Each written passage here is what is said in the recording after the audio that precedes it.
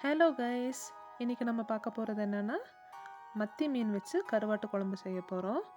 So நம்ம எண்ணெய் ஊற்றியாச்சு, கடுகு வெந்தயம் எல்லாம் போட்டாச்சு, அது பொரிஞ்சிட்ருக்கு.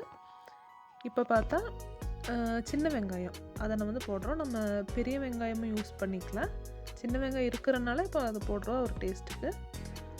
அடுத்து அம்மா கருவேப்பிலை போடுறாங்க, அதை நல்லா வணக்கி விடணும். வணக்கி விட்டு நாங்கள் வீட்டில் ஆக்சுவலாக என்ன பண்ணோன்னா காஞ்ச மிளகா அதை அரைச்சி வச்சுருந்தோம்.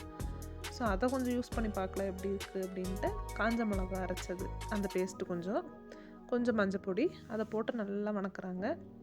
வணக்கன்னு வணக்கிட்டு கொஞ்சம் மிளகா பொடி கொஞ்சம் இப்படி போட்டு அது நல்லா வணக்கணும். அந்த பச்சை ஸ்மெல் எல்லாமே போகிற வரைக்கும் நல்லா வணக்கணும். வணக்கிட்டு இப்போ தக்காளி போட்டு அதுவும் கொஞ்சம் வணக்கணும். இது ரொம்ப வணங்கணும்னு தேவையில்லை, ஏன்னா இது கேரளா ஸ்டைலில் பண்ணுறதுனால ரொம்ப வணங்கணும்னு தேவையில்லை. ஏன்னா கொஞ்சம் கடிக்கிற மாதிரி போட்டு செய்வாங்க. ஸோ அதனால் அது கொஞ்சம் ரொம்ப வணங்கி குழையணும்னு தேவையில்லை, கொஞ்சம் கத்திரிக்காய் ஆட் பண்ணணும். ஸோ அதுவும் போட்டு கொஞ்சம் நல்லா வணக்கியாச்சு. இப்போ என்னென்னா புளிக்கரைசல் எடுத்து வச்சுருக்கோம், அந்த தண்ணியை ஊற்றியாச்சு. நல்லா வணக்கி அது கொஞ்சம் நல்லா கொதி விடணும். நல்லா கொதிக்குது. அம்மா மீன் எடுத்து வச்சுருக்காங்க.